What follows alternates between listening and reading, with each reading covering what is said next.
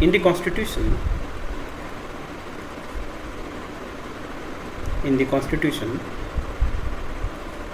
neither the planning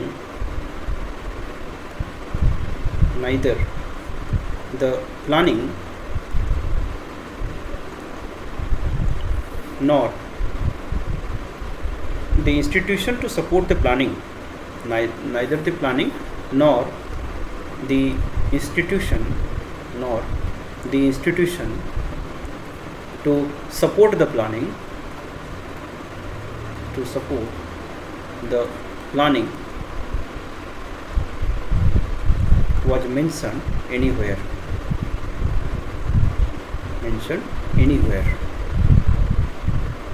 ऐसा कहीं भी स्पेसिफिकली मेंशन नहीं किया गया है. It was only mention the idea of planning. Constitution में इट वॉज ओनली मैंशनड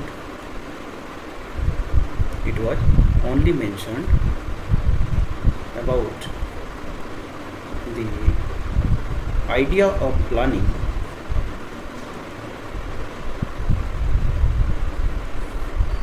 क्या इंसर्ट किया गया है? It was only mentioned about the idea of planning in the constitution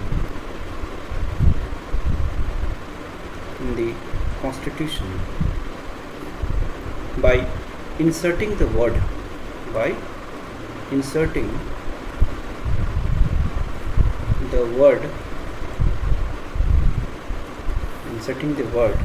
economic and social planning in the concurrent list.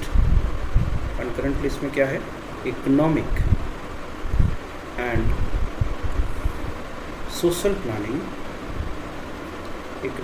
and social planning in the concurrent list.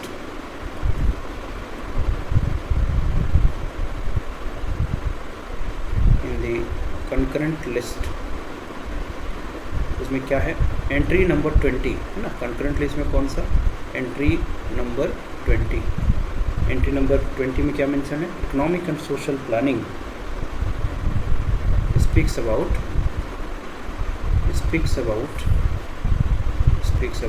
Planning. तो हमारे constitutions में यही एक provisions है. There is no any specific chapter या फिर कोई specific terms, ऐसा कुछ यूज नहीं किया गया है. Only in the concurrent list you will get the mention that is entry 20. You will get a term that is called economic and social planning, that is in the 7th schedule, है ना. So ये तो understood है, क्योंकि we are talking about concurrent list, तो list system है तो 7th schedule. So ये सिर्फ है हम लोग का चीज़. एंड प्लानिंग के लिए कौन सा चीज़ है? It is based on principal of subsidiarity, है ना. इसमें क्या लिखेंगे? The planning is also conceived. The planning is also conceived on the principle of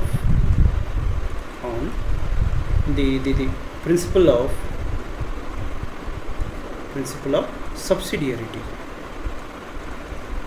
What is the meaning of the principle of subsidiarity? Anybody know? मैंने बताया एक दो बार पहले प्रिंसिपल ऑफ सब्सिडियरिटी. किसी को पता है? प्रिंसिपल ऑफ सब्सिडियरिटी नहीं पता? जैसे मैंने क्या बोला था कि जो हम लोग का पंचायती राज इंस्टीट्यूशंस है, तो पंचायती राज इंस्टीट्यूशंस में जितनी पावर एंड फंक्शंस हैं, नीचे पावर को क्या किया गया है? डिसेंट्रलाइज किया गया है. ऐसा क्यों? कि if the any matter is of local nature then it should be taken care at the local level. If the matter is at the state और regional in nature then it should be taken care by the state government. So whatever the authority and responsibility जिस position के लिए चाहिए उसको वहीं दिया जाना चाहिए. So the principle of responsibility is basically talking about the giving the power, authority and responsibility to the position for which it is required. उसको उसी जगह दिया जाना चाहिए. सो दी प्लानिंग की जहाँ तक बात है, ये planning basically principal of subsidiarity पे बेस्ड है कि जैसे हम लोग का डिस्ट्रिक्ट लेवल पे प्लानिंग होना चाहिए, स्टेट लेवल पे प्लानिंग होना चाहिए. So planning is required at every level. What is that? कि planning is also conceived on the principle of subsidiarity, that is planning is required at every level. Planning is required at every level. ठीक है, and every level of the politico-administrative system. Politico-administrative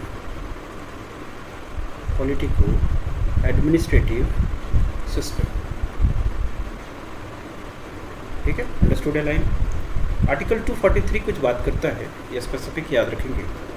the article 243 what it talks about, कि that it speaks about the planning. It talks about district level planning. किसकी बात करता है? It talks about district level planning. It talks about the district level planning. Planning कहाँ पर होना चाहिए? District level पर होना चाहिए. And that it talks about district level planning.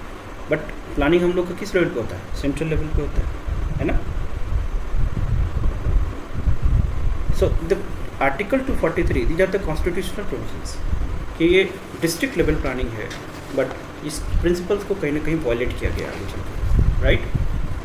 Now ये रीज़न क्यों दिया गया था? वाई कॉन्स्टिट्यूशंस में डिस्ट्रिक्ट लेवल प्लानिंग की बात की गई थी कि डिस्ट्रिक्ट लेवल प्लानिंग का मतलब we should follow a bottom of approach. कैसा approach? The bottom of approach. लेकिन एक्चुअली में हम लोगों ने क्या फॉलो किया था? Top down approach. So why there was district level planning? So there is a question कि why there was district level planning. District level planning की क्यों जरूरत पड़ी? Because we need what? The bottom up approach. तो इसका answer बताएंगे अभी, Y there was district level planning. तो this is also basically reason for decentralize planning. So इसको कहीं कहीं क्वेश्चन पूछा जा सकता है कि why there was a need for district level planning, और दैट इज कॉल्ड और बॉटम अप प्लानिंग और बॉटम अप प्लानिंग और डिसेंट्रलाइज्ड प्लानिंग और डिसेंट्रलाइज्ड प्लानिंग. ठीक है. So before to take the answer of this question, let's first of all understand थोड़ा बहुत about कुछ टर्म्स, जैसे the idea about origin of the term planning. the origin of the term planning. Origin of the term planning. सबसे पहले planning term का origin की बात करें तो कहाँ हुआ था? The origin of the term planning. USA sir. देखो, idea of the planning was first introduced in USA in 1916, है ना. 1916. The idea of planning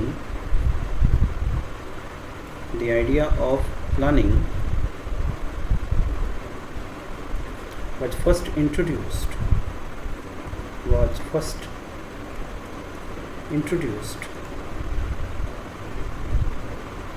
the idea of planning was first introduced in USA in the 1916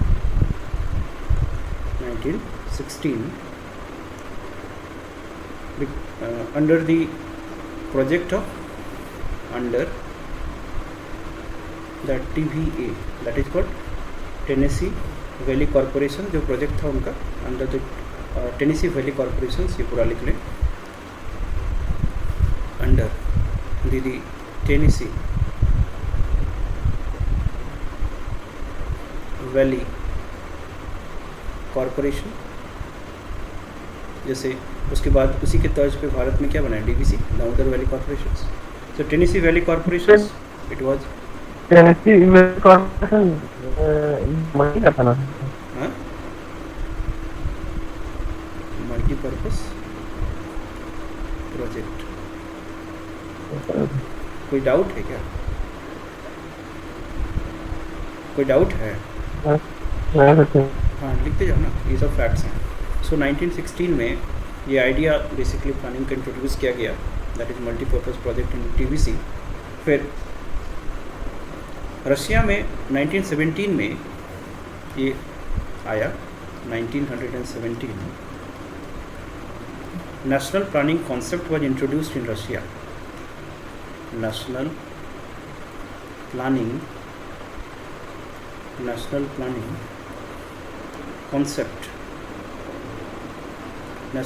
concept was introduced in Russia, ठीक है, in 1917 में।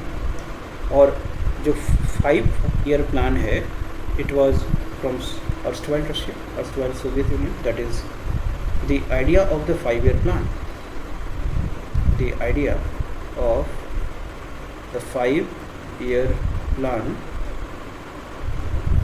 of the 5-year plan, that is from Soviet, है ना, that is from Soviet union या फिर Soviet Russia. तो Russia में किस नाम से जाना जाता था? In Russia the 5-year plan was known. तो यही फैक्ट्स, इससे ज़्यादा नहीं याद रखें। So this are the 3 important facts, याद रखेंगे, छोटा है बट जानना चाहिए। सो 5-year प्लान बेसिकली यहाँ से आया, बट इन टर्म्स जो प्लानिंग है वो इंट्रोड्यूस यूएसए में अंडर द टीवीसी हुआ था 1950s। थोड़ा सा 1950 दैट इज़ इंडिया में हुआ, और planning commission was set up on that is called March 1950। फिर ये सब चीज़ें हो गया, इंस्टीट्यूशन सेटअप हो गया। एनडीसी कब बना? 1952 में, है ना, ये सब स्ट्रक्चर है, ठीक है। 1950 में प्लानिंग के लिए क्या बनाया? That is in 1950 which gave a justification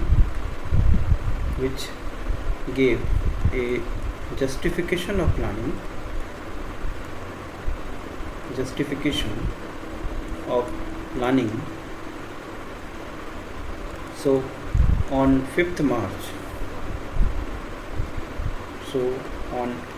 March 1950 planning commission was created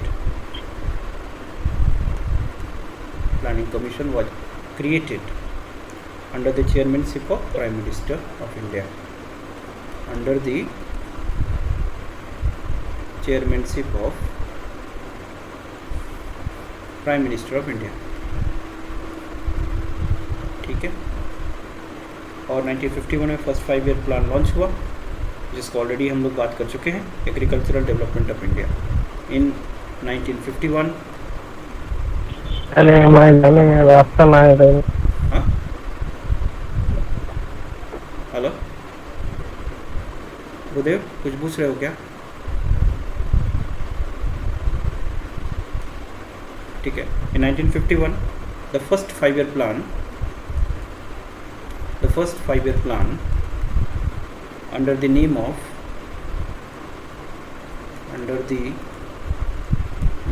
of agricultural development of India, it was launched under the name of agricultural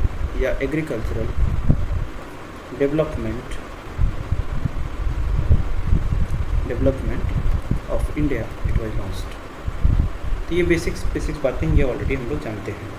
so basically अब ये क्वेश्चन हम लोग देखते हैं कि वाई द डिसेंट्रलाइज प्लानिंग, ये idea of decentralise planning का क्यों ज़रूरत पड़ा, एंड डिस्ट्रिक्ट लेवल प्लानिंग का जो अभी क्वेश्चन लिखे थे कि we try to give a answer कि why there was the district level planning और बॉटम अप प्लानिंग और डिसेंट्रलाइज प्लानिंग। तो बेसिकली ये क्या था कि that in India the planning was done on a top down approach, है ना, टॉप डाउन सिस्टम को हमेशा फॉलो किया गया।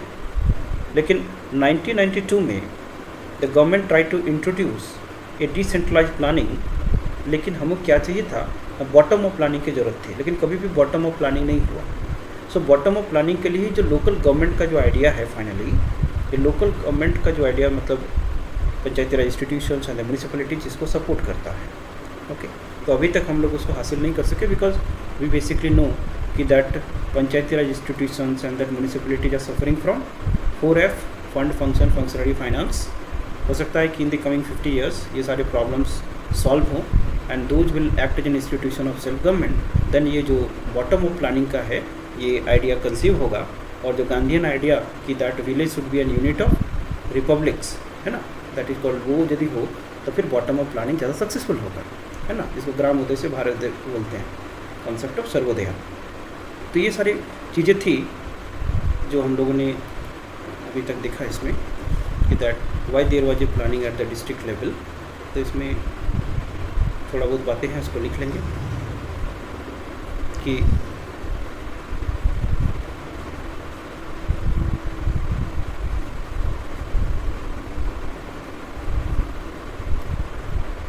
the government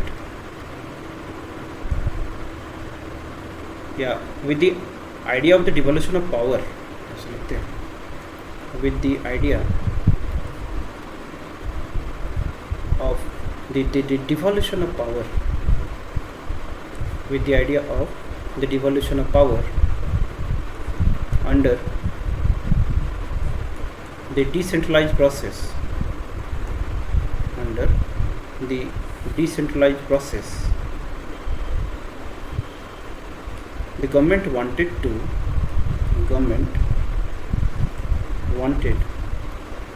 introduce a system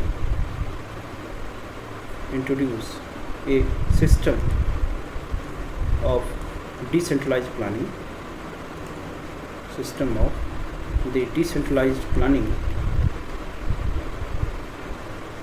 through DPC का नाम जानते हो, the DPC, that is called the District Planning Committee, that is District Planning Committee। जब अर्बन लोकल गवर्नमेंट पढ़ाएंगे तो यहाँ पर DPC मिलेगा, through DPC। It was done in 1992, and 73rd and the 74th, the Constitutional Amendment Act, it was inserted। ये अभी नहीं समझ में आएगा उतना तो भी छोड़ देना है, इसमें ज़्यादा स्ट्रेस नहीं लेना है, बातें समझ में आएगा। सो ये एक लिया गया था, थोड़ा आगे बढ़े, थोड़ा और बाद में इसको समझेंगे। So we are basically talking about the origin of the term of planning, ये समझ में आ गया। दैट कुछ फैक्ट्स हैं कि तो प्लानिंग कमीशन इस्टेब्लिश करा दिए थे, NDC हमने इस्टेब्लिश कब कराया है 1952 में। और यहाँ पर एक कॉन्सेप्ट है कि there are basically the 2 type of plannings in India, एक इम्पेरेटिव प्लानिंग और एक इंडिकेटिव प्लानिंग। तो इसमें थोड़ा सा समझो तब और चीज़ें समझ में आएगा कि the types of planning.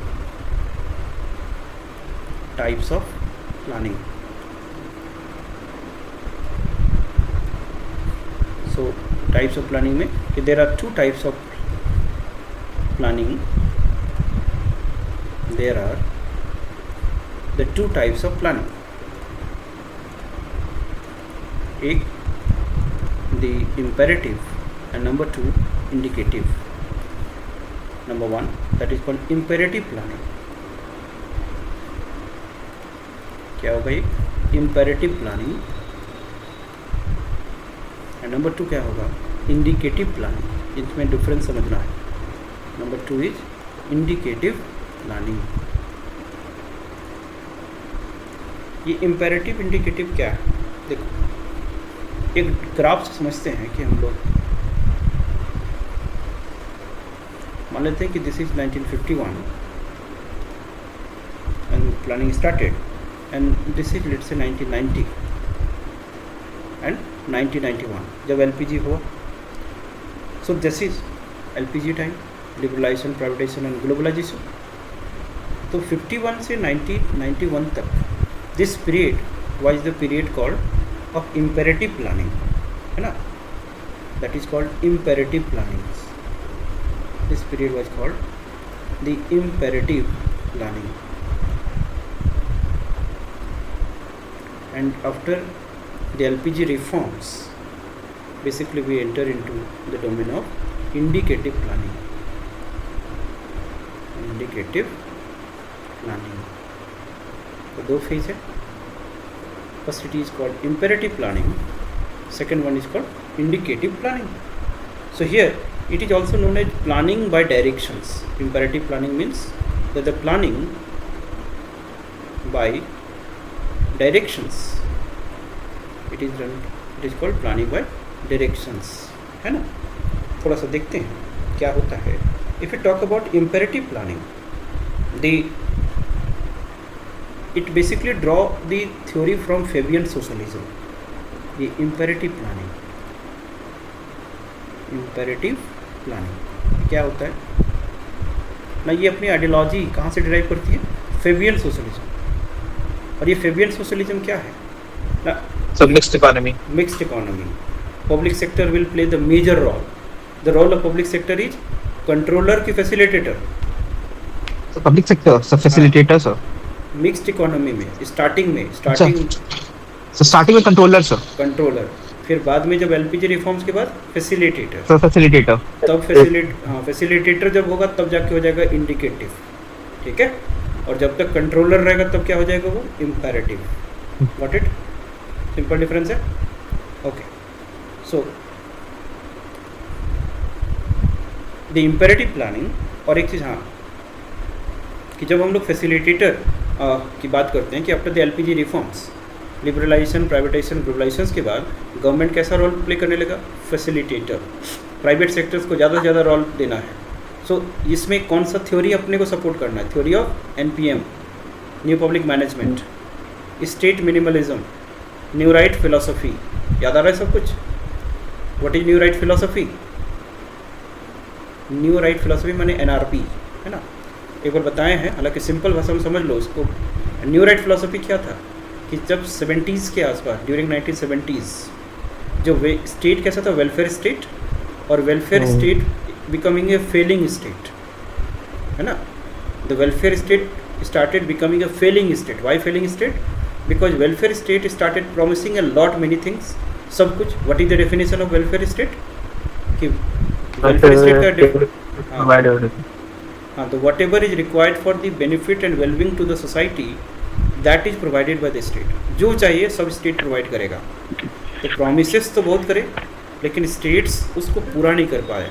So that's why gradually what will happen? The state started failing state.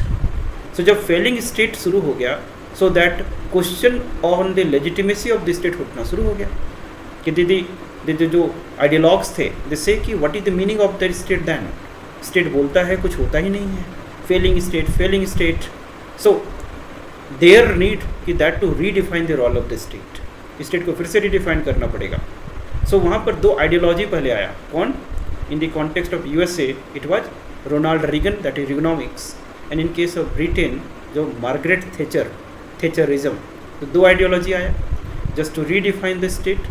That the two ideology come, that is called Reaganomics and Thatcherism, and in दोनों ideology के basis पे what is promoted कि give more and more role to the private sector. That is called New Right philosophy. So what is New Right philosophy? The philosophy which talk about the re-legitimization of the role of the state or redefinition of the role of the state, that is called New Right philosophy.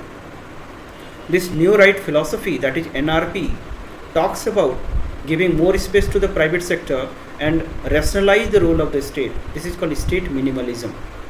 State minimalism का मतलब right sizing of the state. जब ये ideology आया तो world wide एक project शुरू हो गया. Everywhere try to redefine the state, giving more and more space to the private sector. जैसे अभी हम लोग कल या परसों किसी न्यूज़पेपर में पढ़ रहे थे ना कि that now the chief of the try, है ना, that is called telecom regulatory authority of India. उसका जो चीफ पोस्ट है, मैंने प्रेसिडेंट होगा, जो चेयरमैन, वो पोस्ट प्राइवेट सेक्टर्स के लिए वो ओपन करने की बात चल रही है कि that if the private sector is doing well communication system in India में मोस्टली अभी देख रहे हो सबके पास जियो का फ़ोन है, राइट, एयरटेल है. So the private sectors is now doing the things and the private sector is now in a position कि they can handle the things. So give more space to the private sector so that कि इसी process को क्या बोला गया, NRP से शुरू हुआ, लेकिन जब प्रोजेक्ट स्टार्ट हो गया, the world wide project was started, then that is called NPM, that is new public management, right. तो NRP give rise to NPM. So जो न्यू पब्लिक मैनेजमेंट है वही क्या है, indicative planning, right. Indicative planning जैसे तुमको पढ़ना है सिविल सर्विस एग्जामिनेशन, आइडियोलॉजी तैयार हो गया, 4 बजे उठना है, पढ़ना है, टेस्ट सीरीज लिखना है, साल भर ऐसे ऐसे प्रोग्राम है, लेकिन जब आपने काम शुरू किया तो थोड़ा बहुत क्या होगा, उसे डेविएट करेंगे, और एक्चुअली में जब आप करते हैं यू टेक द क्लासेस, फिर टेस्ट लिखते हैं, so that becomes a project and that is called NPM. उसके पहले क्या था, NRP. ओके. सो इम्पेरेटिव प्लानिंग में मेजर रोल किसका था, गवर्नमेंट. रोल ऑफ गवर्नमेंट कैसा था, दी कंट्रोलर. लेकिन इंडिकेटिव प्लानिंग में कैसा हो जाएगा, फैसिलिटेटर, है ना, प्राइवेट सेक्टर को प्रमोट करो. तो 51 से लेके 1991 तक ये कैसा था, the role of the government कैसा होगा, controller. Role of the government regulator, है ना. But in this time the role of the government क्या चेंज हो जाएगा, फैसिलिटेटर. यहाँ पर और क्या हो जाएगा, हियर द गवर्नमेंट, है ना, government is the main player. Here that is NPM. यहाँ पर state minimalism,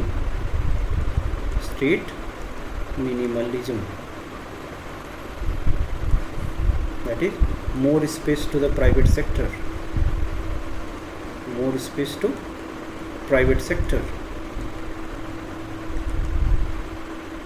so this is indicative planning. ठीक है, थीमेटिकली समझ गए क्या है, बस थोड़ा सा लिख डालो उसको.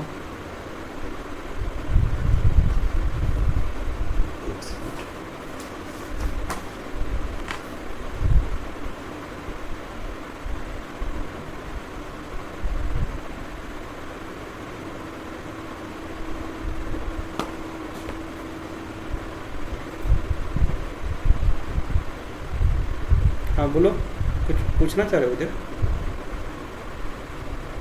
अगर वो जो प्रोटेक्शनिस्ट रेजिम था वही था. प्रोटेक्शनिस्ट रेजिम डिफरेंट है. हाँ, प्रोटेक्शनिस्ट रेजिम और इम्पेरेटिव प्लानिंग को हम लोग we can correlate, but it is basically imperative planning is also planning, but यहाँ पर मेजर रोल क्या होगा, स्टेट प्रोवाइड करेगा. प्रोटेक्शनिस्ट रेजिम में ये भी हो सकता है ना कि state will do not give any space to the private sector, ये भी तो हो सकता है. तो मैं समझ पाया डिफरेंस कि प्रोटेक्शनिस्ट रेजिम मतलब इंपोर्ट ड्यूटी हमने बहुत ज़्यादा लगा दिया, किसी भी किसी भी फॉरेन प्लेयर्स को will not going to allow, है ना, so that they can use our consumer market. But at the same time you do not try to enhance the capacity of the private sector, your own sector. तो उसको हम लोग जब हम लोग capacity building, हाँ, कैपेसिटी बिल्डिंग पे भी काम करेंगे, then that is called mixed. ठीक है, दैट इज कॉल्ड इम्पेरेटिव. समझ में आया डिफरेंस. हाँ, चलो. तो इम्पेरेटिव प्लानिंग सिंपल चीज है कि this is planning, this type of planning,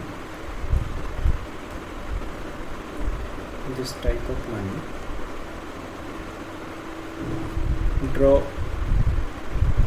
its ideological support,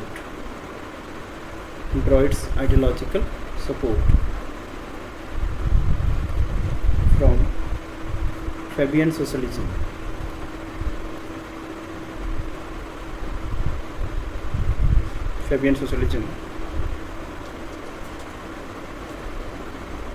Under the Fabian socialism,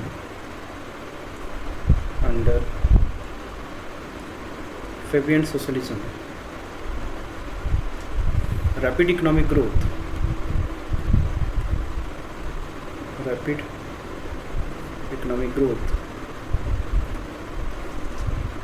become important. Rapid economic growth become important under a government planned economic system. Under a government planned economic system. Now, this is what the imperative planning. Here government act as regulator, controller of economic growth, controller of economic growth. It also talks about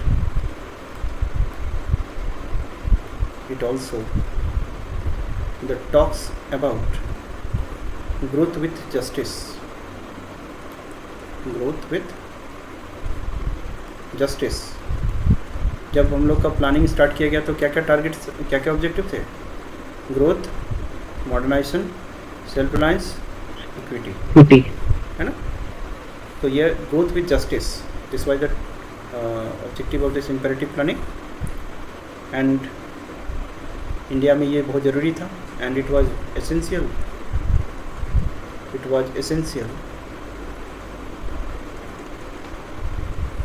for India. It was essential for India to have a system of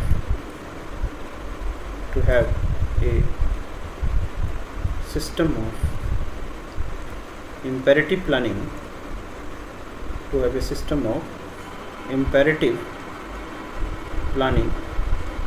under the government control,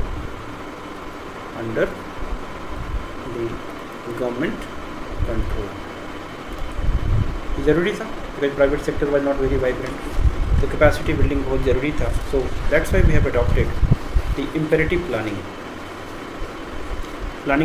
So imperative planning was, this is the one of the aspect of imperative planning. Now एक दो और जो बातें हैं कि that ये जो imperative planning ने कुछ चीज़ें हासिल करी जो भी लिमिटेड रिसोर्सेज था, जैसे हिंदू ग्रोथ रेट वगैरह की बात होती है यहाँ पर. सो यहाँ पर थोड़ा सा लिख लेंगे, ये आपका नोट्स की तरह भी काम करेगा. The imperative planning achieve a moderate rate of growth in India, या you can call it the benefits या achievements, better to say achievements.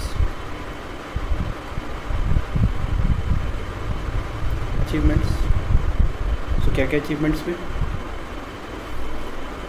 Now to talk about number one, the imperative planning achieved the moderate growth rate, achieved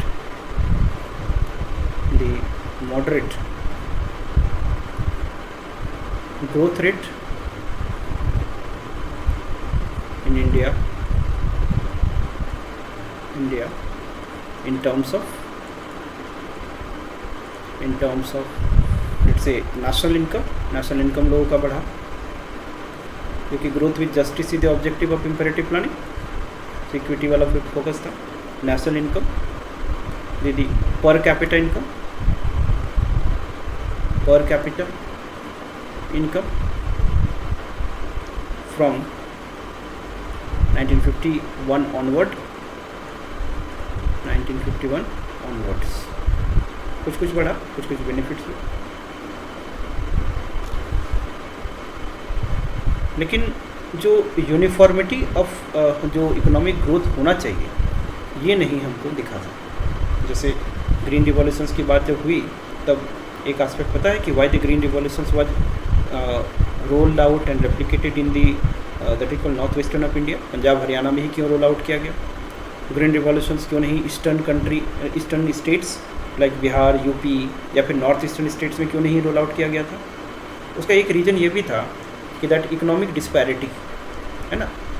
the green revolution एक experiment की तरह था, है ना, 67-70 के time में, कि एक्सपेरिमेंट की तरह था कि यदि सक्सेसफुल हुआ तो we would have the food security, food surplus होंगे, लेकिन सक्सेसफुल यदि नहीं भी हुआ so it might be devastating as well, क्योंकि फार्मर्स का जो इन्वेस्टमेंट है उसको वो लॉस हो जाएगा। सो उस समय the resilience of the farmer को देखा गया। द नॉर्थ वेस्टर्न साइड भी फाउंड कि that if there is a certain sort of losses the still जो वहाँ के जो फार्मर्स हैं वो ऐसा नहीं कि सब कुछ ख़त्म हो जाएगा, तो रेजिलियंस था। That's why economic factor was also one of the factor that led to the implementation of the green revolution in the Punjab Haryana region. वहाँ के जो ईस्टर्न साइड के हमारे जो फार्मर्स हैं उनकी कैपेसिटी नहीं थी, यदि गड़बड़ हो गया तो ये मॉन्स्टर हो सकता था, डिवास्टेटिंग हो सकता था, इसलिए green revolutions Punjab Haryana side में ही शुरू किया गया था। तो ये ऑल्दो इम्पेरेटिव प्लानिंग शुरू किया हमने, बट इकोनॉमिक इक्वालिटी बहुत हासिल नहीं हुआ था इससे। तो ये कुछ लिमिटेशंस भी थे इम्पेरेटिव प्लानिंग के। क्या लिखेंगे कि with the limited resources, with the limited resources,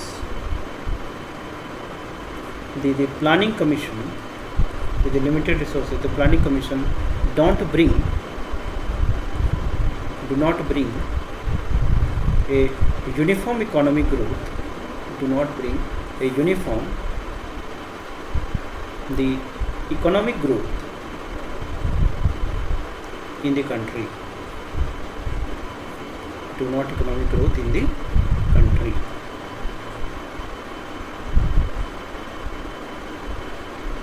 ये तीसरा पॉइंट लिखेंगे कि that India being a mixed economy, India being a mixed economy, India being a mixed economy, there was an overemphasis on public sector. There was an overemphasis. There was an overemphasis of the public sector. Public sector led growth. Public sector led growth. Okay, growth in this country.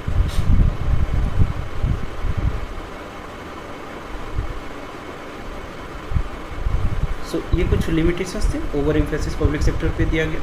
थोड़े बहुत positive तो थे, लेकिन जो in terms of equity, technological empowerment, ये सारे areas में हम लोग कहीं ना कहीं पीछे रहे, राइट। सो ये सारे रीजन्स था कि दैट डॉक्टर राजकृष्ण जो हिंदू ग्रोथ रेट बताया कि 3.5 to 4% के जीडीपी ग्रोथ रेट से इंडिया ग्रोथ हुआ है। तो इसको पॉइंट है, इसको पॉइंट की तरह लिख लो, यही हेल्प करेगा कि that because of the organisational inefficiency, because of the organisational inefficiency, because of the organizational inefficiency and lack of diversification, lack of diversification,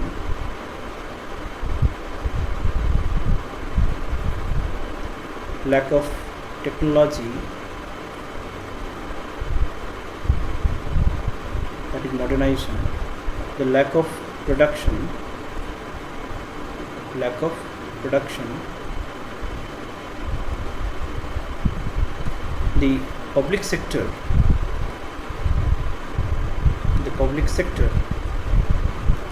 failed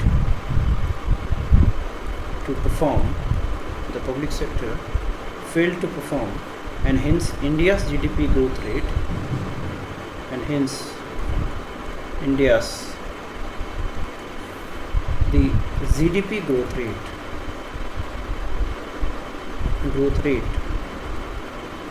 in India's GDP growth rate was in bad shape. Professor Rajkrishna, that is Professor Rajkrishna, याद रखना कौन device किया था, professor Rajkrishna has coined the term, has coined the term for 1960 to 1980, that is Hindu rate of growth, Hindu rate of growth,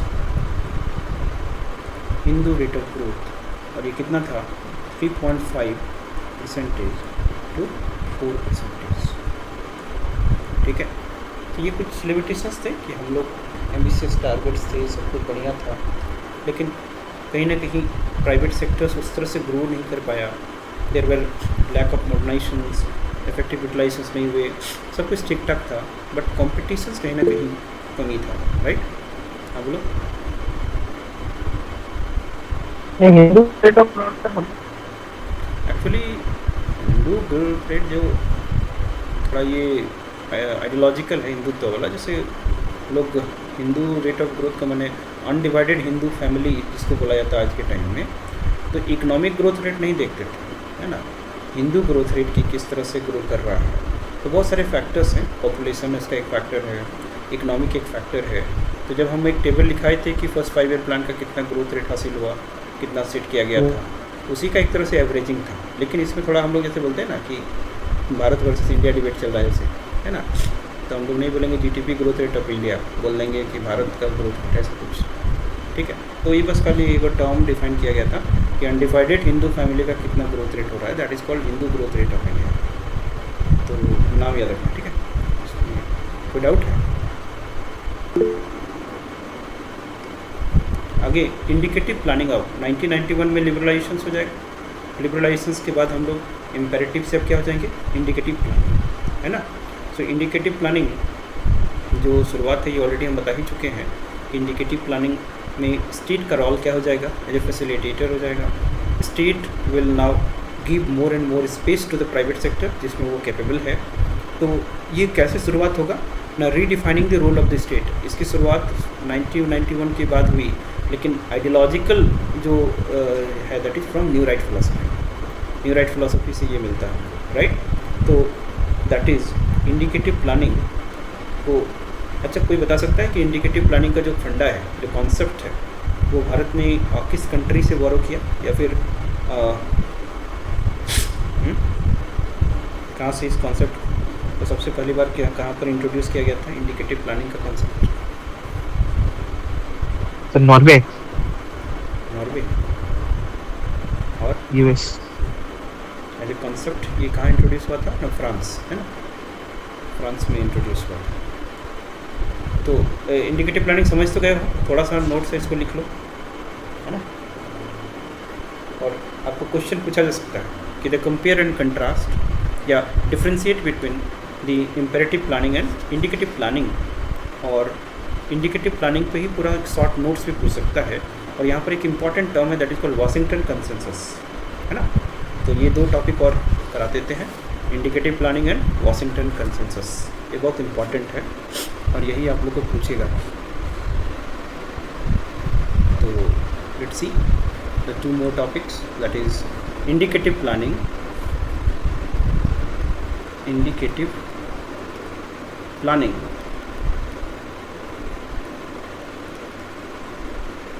indicative planning. What is this? फटाफट लिख डालेंगे।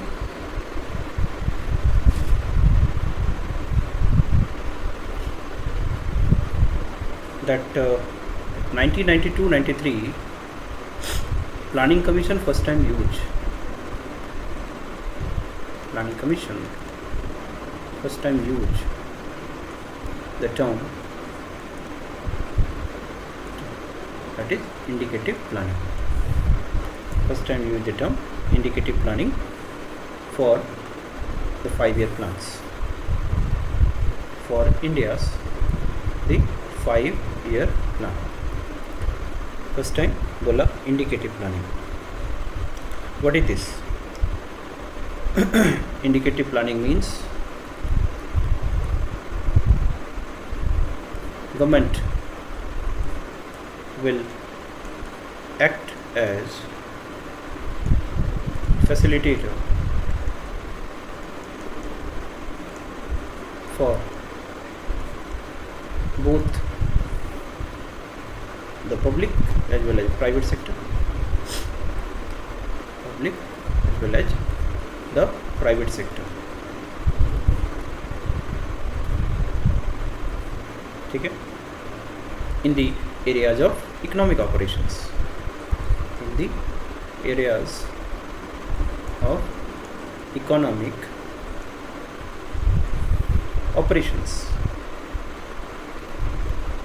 in the areas of economic operations. The private sector, या ऐसा लिखे, the public sector will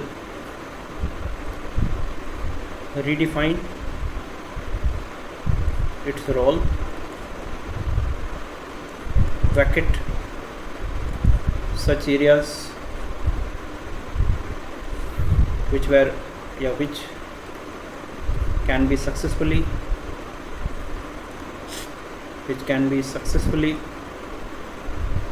handled by private sector, handled by the private sectors or private player.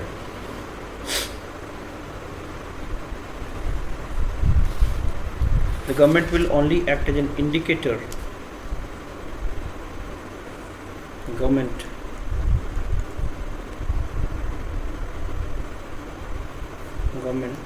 will only act as indicator and got the ideological support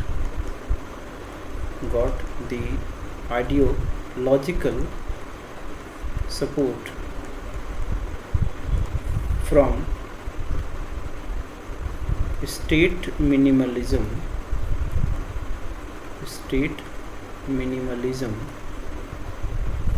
or NPM, that is New Public Management. NPM माने Neo Public Management. Wherever you get the word the management means more and more role being played by the private sector. देखो, so what is this NPM? Now this is your let's say government sector and this is the private sector. This is your government, this is private sector. यहाँ पर role क्या है? Controller. ये हो गया imperative planning. फिर role क्या होगा? रिडिफाइन करेंगे. गवर्नमेंट अपना कम करेगा, प्राइवेट सेक्टर भी अपना रोल ज़्यादा बढ़ाएगा. सो दिस इज समथिंग कॉल्ड, यहाँ पर गवर्नमेंट अब क्या हो गया? रेगुलेटर. सो दिस ये गवर्नमेंट का जो रोल है वो रिडिफाइन करना, इसी को क्या बोलते हैं technically? Right sizing. This is called right sizing of state, और it is also known as state minimalism. State minimalism, it is also called NPM, है ना. So what is NPM? It is basically talking about the right sizing of the state. It is basically talking about redefinition of the state. It is talking about the state minimalism. So indicative planning as a concept was basically introduced for the first time in France, है ना. Private sector को ज़्यादा role देना ये France में introduce हुआ था. So indicative planning as a concept was first time introduced in France after Second World War.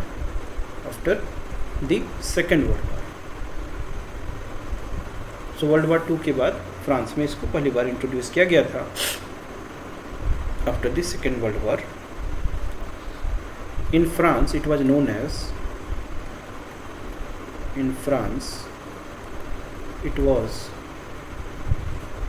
known as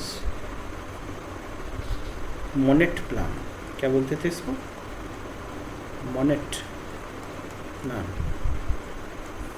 France it was known as Monet plan, okay, and it was a successful system. It was a successful experiment. It was a successful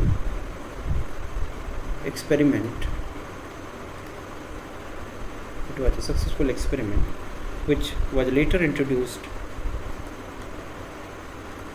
which was later introduced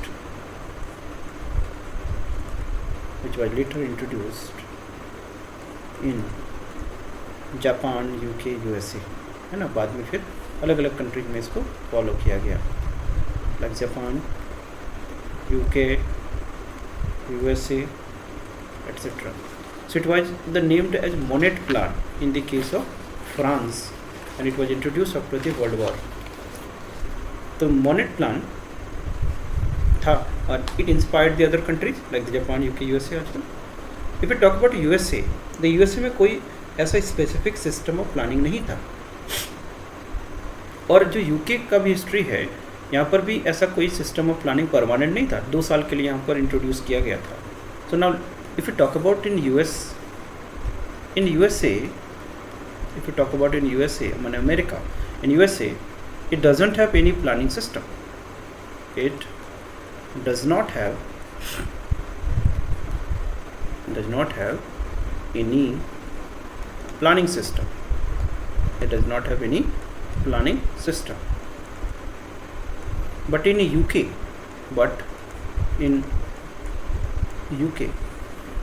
for a brief period of the 2 years in 1966, for a brief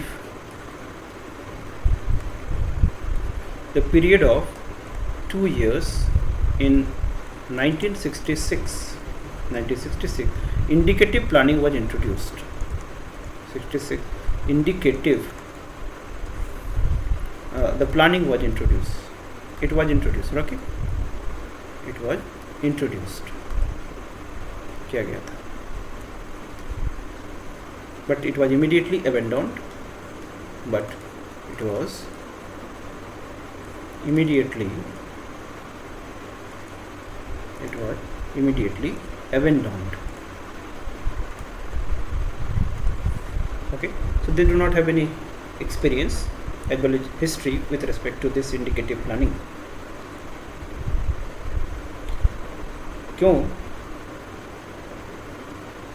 जब UK की बात करेंगे तो UK was a capitalist system, and in this indicative planning कहीं ना कहीं state के role की भी बात हो रही थी.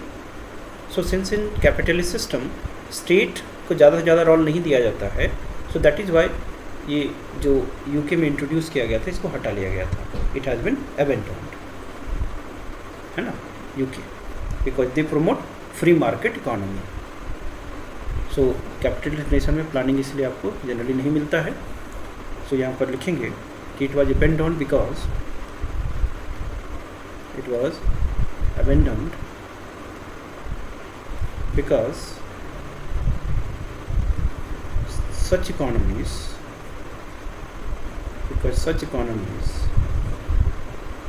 supports what? Free market economy,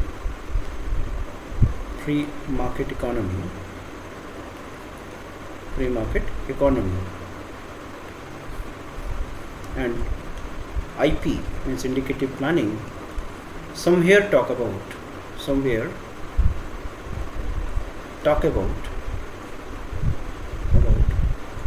giving some role to the states, giving some role to the state,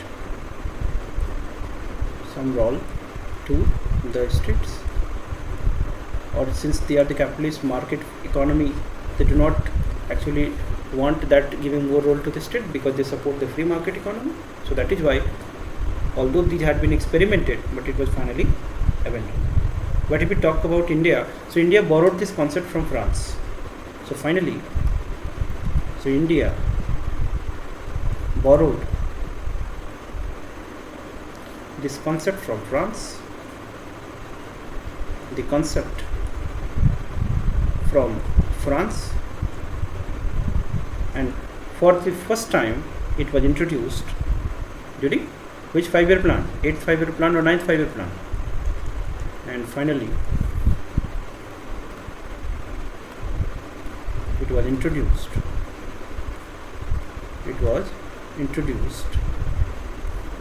during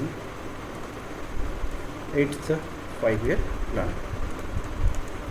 ठीक है, सो एक यदि चार्ट बना लेंगे तो 50 से लेके जैसे ये मान लेते हैं कि 1950 है, यहाँ पर मान लेते हैं 1980, यहाँ पर एक लाइन बना 1989, फिर मान लेते हैं 1990, 91. So here that is called, after 1980 we move towards indicative planning. मतलब फाइनली यहाँ हुआ था 1991 के बाद, बट टेंडेंसी आना शुरू हुआ था। We have indicative planning. So जो ये वेव है across the world throughout the ये basically world context. So it was started India में इस टाइम हुआ तो यहाँ से शुरू होता है। But 1989 what is that date? This is Washington consensus. Washington consensus है ना। सो वॉशिंगटन कंसेंसस 1989 में हुआ था। And what is this Washington consensus? So Washington consensus in 1989, the Washington consensus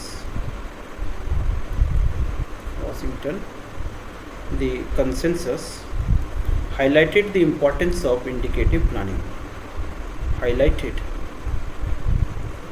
the importance of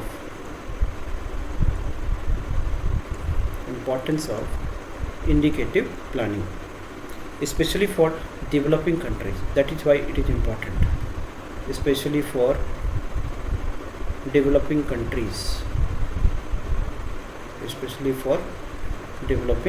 countries, कि ये planning क्यों ज़रूरी है डेवलपिंग कंट्री के लिए। It was Washington consensus.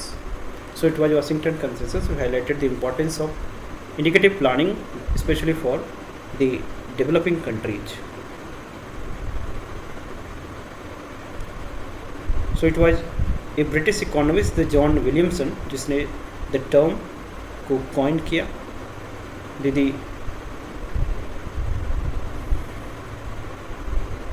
It was the John Williamson, क्या नाम था? John Williamson. It was the John Williamson, that is the British economist। indicative planning के टर्म को कौन किया था? The British economist है ना, who coined the term, and in the Washington consensus है ना, बस कंप्लीट हो जाएगा थोड़ा देर में। And in the Washington consensus कितने एरिया पे फोकस था? 3 एरियाज पे। In the Washington consensus the 10 areas of economic activities, 10 areas of economic activities, 10 areas of economic activities ranging from macroeconomic reforms,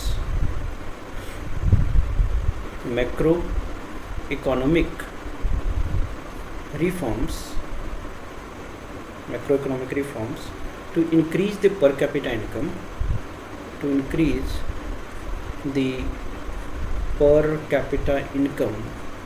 per capita income was highlighted।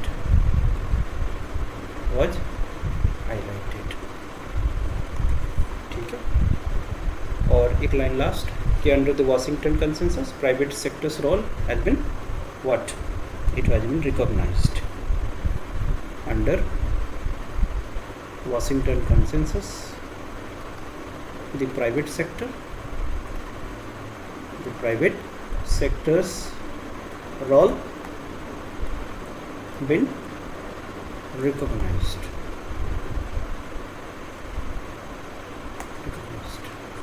That's all, है ना?